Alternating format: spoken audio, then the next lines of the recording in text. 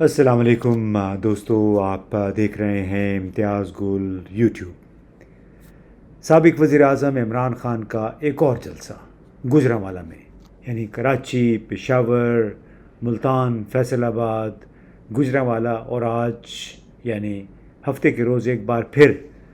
گوجرانوالہ میں ایک اور بھرپور جلسہ یعنی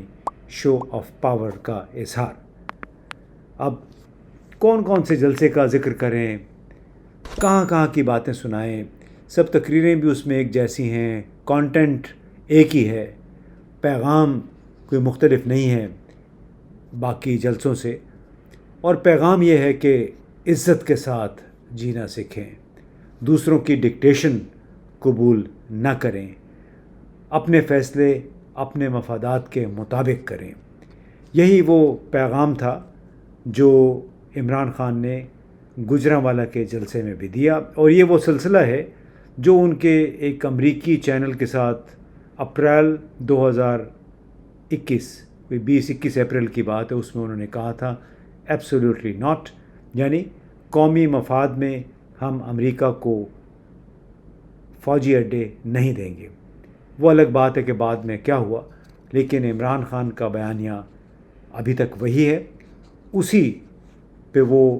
عوام کے ساتھ کنیکٹ کرنے کی کوشش کر رہے ہیں، یعنی عزت اور وقار کے ساتھ جینا۔ اب گوجرانوالہ کے جلسے میں انہوں نے کیا باتیں کہیں، یہ دیکھ لیتے ہیں تھوڑا سا۔ یہ جو امپورٹڈ حکومت ہے، جب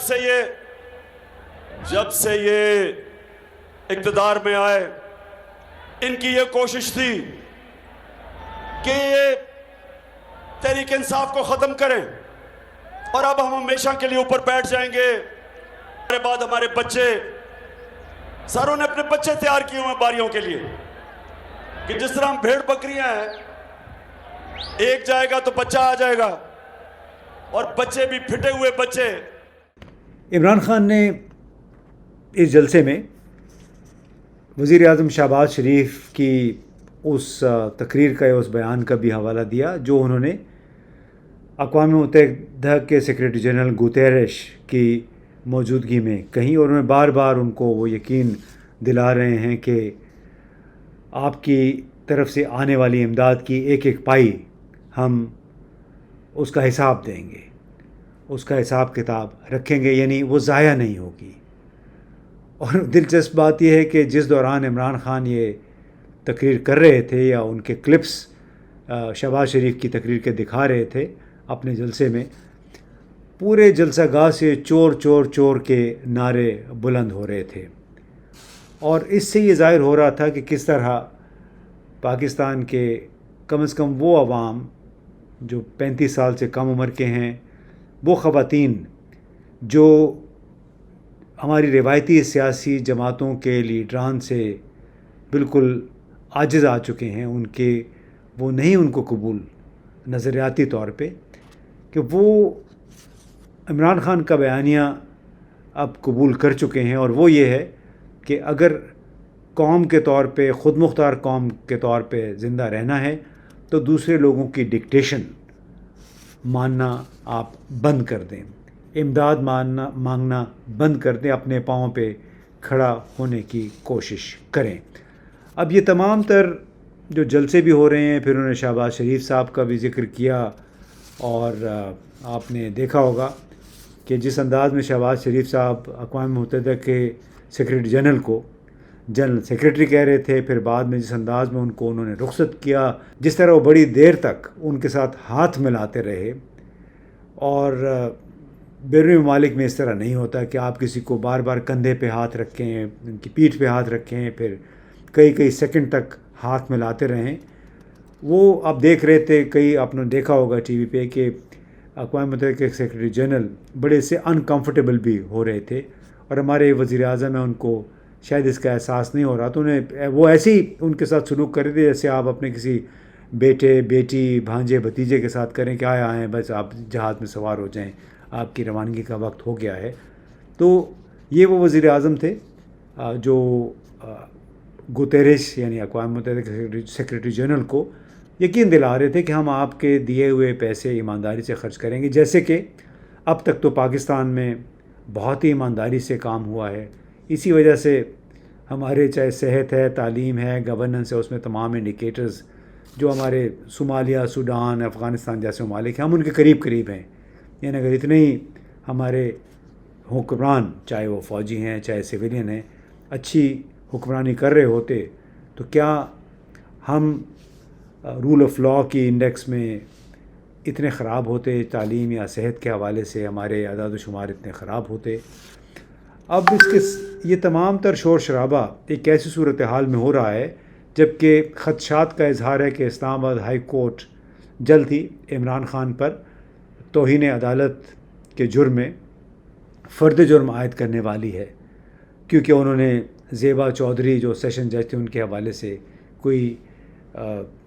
انکمفرٹیبل، ناگوار سی باتیں کی ہیں اور اب عدالت اس کا حساب چاہتی ہے. اب سوال یہ ہے کہ کیا اس سے پہلے کسی نے ایسی باتیں نہیں کی؟ اور دوسری بات کہ خود اسلام آباد ہائی کورٹ کے مکمل جو بینچ ہے اس میں ایک جسٹس بابر ستار صاحب بھی ہیں. انہوں نے 10 مارچ 2018 میں ایک آرٹیکل لکھا تھا اور اس آرٹیکل کا لب لباب یہ تھا کہ موجودہ جمہوری نظام میں توہین عدالت نام کی کسی چیز کی گنجائش کوئی نہیں ہے. یہ زمانہ بدل چکا ہے، جمہوری ادواریں جمہوری حقوق کی وجہ سے اس قسم کی چیزیں اب ارریلیونٹ ہو گئی ہیں. تب سوال یہ ہے کہ کیا اسلام آباد ہائی کورٹ عمران خان کو نااہل کرے گی؟ اور کیا نااہل جب ہو جائیں گے تو اس کے بعد جو طوفان ممکنہ طور پہ آ سکتا ہے اس کو پاکستان کے مقتدر ادارے اور اس وقت پی ڈی ایم کی حکمران جو جماعت ہے وہ کیا برداشت کر پائے گی؟ اب دوسرا سوال یہ ہے کہ کیا اسلام آباد ہائی کورٹ کے اور سپریم کورٹ کے جتنے بھی جج ہیں وہ پاکستان کے آئین کے آرٹیکل 62 اور 63 پر پورا اترتے ہیں؟ کیا وہ تمام صادق اور امین ہیں؟ کیا وہ تمام یہ لوگ وہ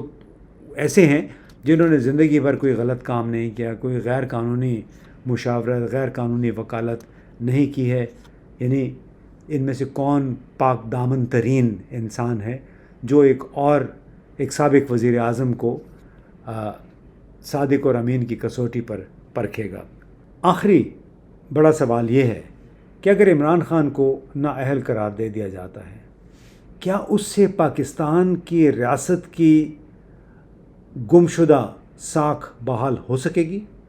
یعنی جو گزشتہ 6 مہینوں کے دوران ہوا ہے، جس طرح پاکستان کی ساکھ متاثر ہوئی ہے. ابھی بھی میں ایک غیر ملکی سفارتکار سے مل کے آیا، انہوں نے یہ کہا کہ پاکستان کی کریڈیبلٹی یا ساکھ کافی متاثر ہوئی ہے گزشتہ 5-6-7 مہینوں کے دوران. کیا وہ عمران خان کو نااہل قرار دینے سے بحال ہو جائے گی؟ اور سب سے بڑا مسئلہ، کیا عمران خان کی نااہلی کے بعد سیاسی استحکام آ جائے گا؟ اور سیاسی استحکام اگر نہیں آئے گا تو پاکستان کی جو دیگرگوں معاشی صورتحال ہے وہ کیسے بحال ہوگی؟ کیونکہ معیشت بحال ہونے کا، معیشت کی ترقی کا بنیادی دار و مدار ہوتا ہے اعتماد پہ، عوام کے اعتماد پہ، سرمایہ کار اور بزنس مین کے اعتماد پہ، اور مالیاتی اداروں کے اوپر بیرونی اور ملکی سرمایہ کاروں کے اعتماد کا. اگر وہ اعتماد نہیں ہے تو پھر پاکستان کی معیشت کیسے بحال ہوگی؟ روپیہ جو ہے وہ بد سے بدتر ہوتا جا رہا ہے ڈالر کے مقابلے میں. پاکستان کے اوپر بحیثیت مجموعی موجودہ نظام پہ اعتماد کم سے کم تر ہو چکا ہے. تو اگر آپ کا خیال ہے کہ عمران خان کو نااہل قرار دے کر آپ دنیا بھر میں پاکستان کی شہرت کو 4 چاند لگا دیں گے، آپ کو اس حوالے سے 2-4 مرتبہ ضرور سوچنا ہوگا.